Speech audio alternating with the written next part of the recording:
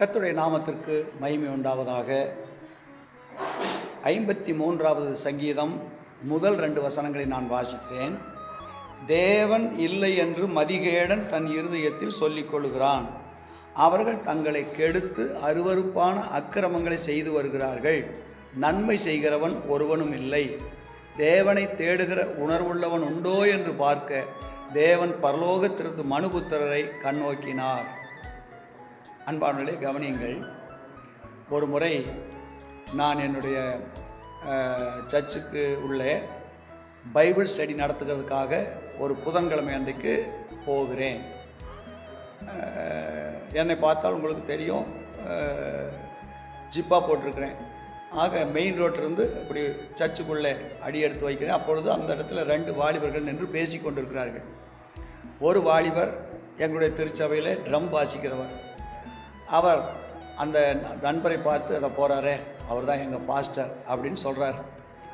அந்த பையன் அதை கேட்ட உடனே அந்த ஊரை ஏமாற்றுகிற பேர் வழிகளா அப்படின்னு சொல்கிறார்.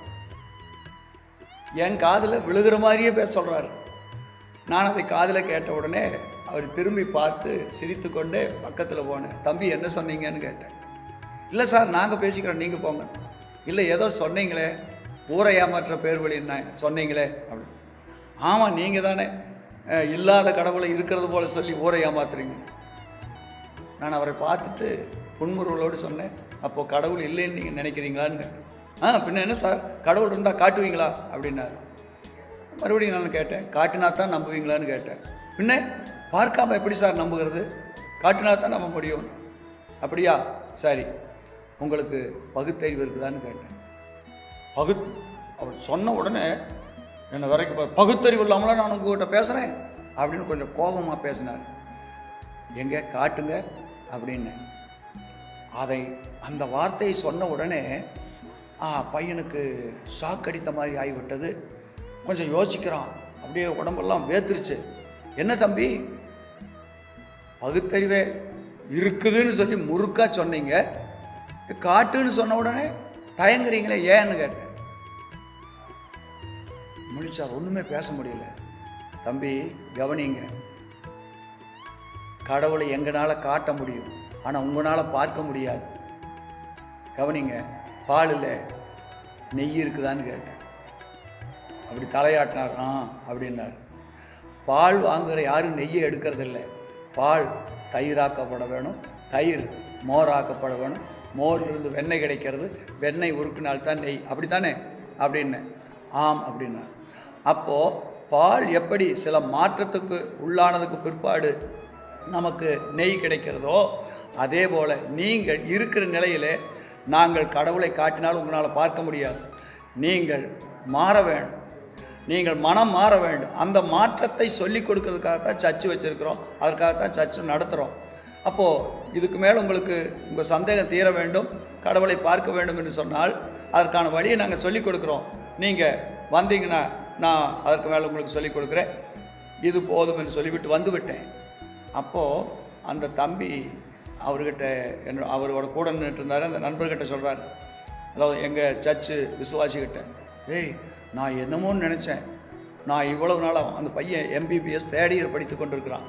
கவனிங்க, நான் இத்தனை நாளாக இத்தனை வருஷமாக படித்த படிப்பு எல்லாம் உங்கள் பாஸ்டர் அப்படியே சுருட்டி அப்படியே ஒரு உருண்டை பண்ணி கொடுத்துட்டு போயிட்டாரப்பா.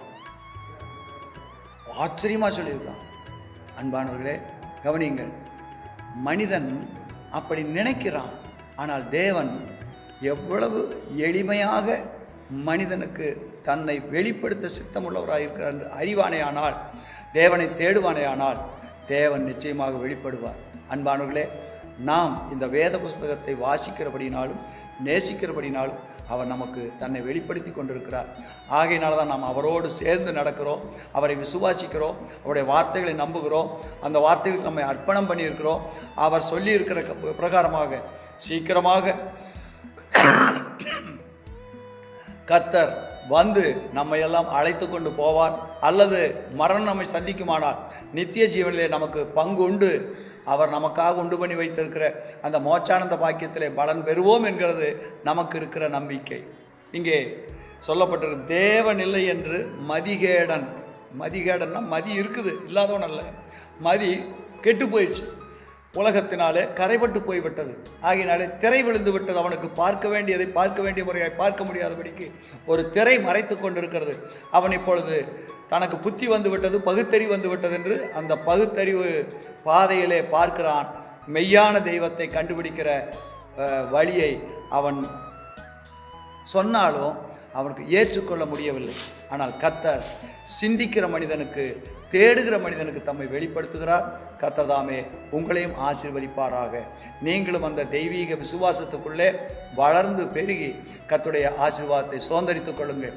நாம் நம்பிக்கையற்ற நிலையில் அல்ல, குருட்டு நம்பிக்கையோடும் அல்ல, நாம் விசுவாசித்திருக்கிற என்னார் என்று அறிவேன் என்று பவுல் சொல்லுகிறது போல, நாம் விசுவாசித்திருக்க தேவனை இன்னார் என்றும் அறிவோம், அவர் எப்படி நமக்கு வெளிப்படுகிறார் என்றும் அறிவோம், அவர் நமக்காக எதையெல்லாம் செய்ய முடியும் என்றும் அறிவோம். அதையெல்லாம் அனுபவிக்கும்படிக்கு அந்த ஆசீர்வாதங்கள் நாம் பெற்றுக்கொள்கிறதுக்கும் நாம் கர்த்தரிடத்திலே நம்மை அர்ப்பணிப்போமாக, தேடுவோமாக, பெற்று அனுபவிப்போமாக. கர்த்தர் நம்மை ஆசீர்வதிப்பாராக. ஆமென்.